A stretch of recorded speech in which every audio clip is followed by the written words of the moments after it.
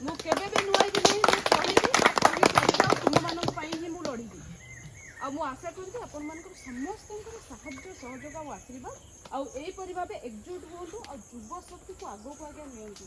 କାହିଁକିନା ଯୁବ ଶକ୍ତି ହିଁ ରହିଲେ ସବୁ ଯୁବ ଶକ୍ତି ହେଲେ ଏକତି ହବ ଆନନ୍ଦପୁରର ଉନ୍ନତି ଆଉ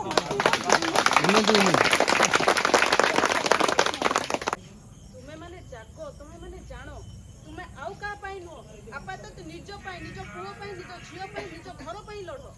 ତୁମେ ମୋ ପାଇଁ ଲଢ଼ିବା କିଛି ଦରକାର ନାହିଁ। ମୁଁ ଆଜି ସୋସିଆଲ ୱାର୍କର ଅଛି ଆଉ କାଲି ବି ରହିବି। ମୁଁ କୁଆଡ଼େ ଯାଉନାହିଁ, ମୁଁ ଅଛି।